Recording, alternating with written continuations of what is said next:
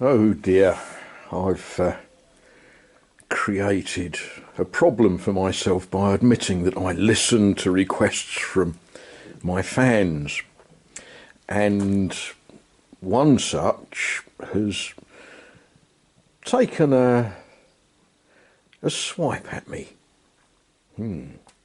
A swipe I thoroughly deserve, but a swipe nonetheless, complaining that once upon a time I had a functional railway.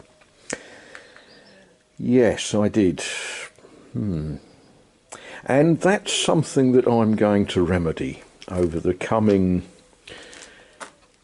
weeks. And it needs to be weeks. I do have a timetable. Fancy that, a railway having a timetable. Well, railway timetables are works of fiction at best, aren't they? Now, all model railways need a backstory. They need a justification for what they are. And I've been having a sort of thought. This is going to be a new St Mary's shed. Now, I could be lazy and I could go up in the mezzanine in the barn and I could pull out the old St Mary's shed and clean it all up. But yeah, I could do that. It's been a while. That will happen sooner or later. But this is going to be the new St Mary's shed, and we're going to translate that into French. And the railway that this particular St Mary's shed is going to be on, or part of, comes from a very peculiar fictional railway.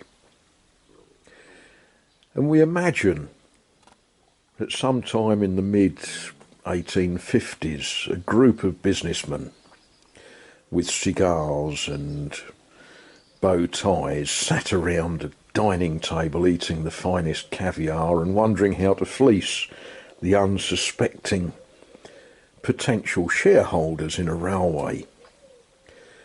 And they're led by Ebenezer Faber.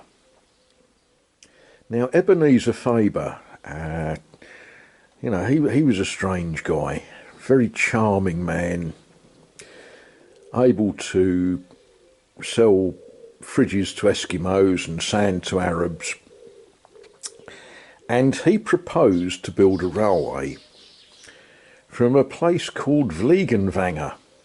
Now, I will write that in the description.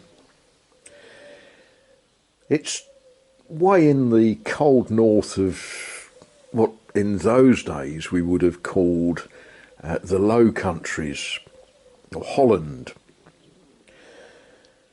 Yes, he thought he would build a railway, or rather he thought he would convince people to subscribe to shares in a company to build a railway, out of which he would be able to buy cigars and caviar. From Vliegenvangers, right up in the north of the Netherlands, to Malta. Now, of course, this was before the internet. And in those days, no one could look up what Vliegenvangers was about. They wouldn't be able to see that the main business of that town was actually selling the rotting cadavers of deceased animals. And they wouldn't necessarily have worked out that building a railway to Malta is not without its problems. But work commenced, and at various places along the route,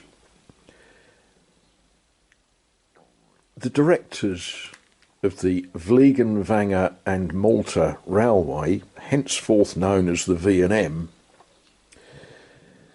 they went to little municipalities and principalities and various places to see if they could get cheap land or free land or government grants or lots of money from local landed gentry to build facilities for a railway. And they came across a deserted hamlet in the middle of rural France. It was deserted because there was nothing there worth having. And they approached the local authorities, the prefecture and the people in power. And they said, can we have that piece of land?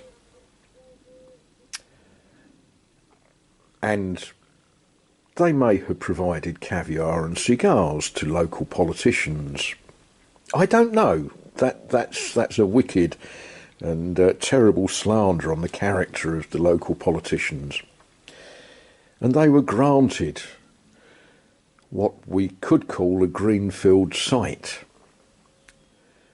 And on it they built an engine shed to service the locomotives hauling trains from Vliegenvangers to Malta. So there we are. We're going to start building a shed for the V&M Railway here in Sainte Marie.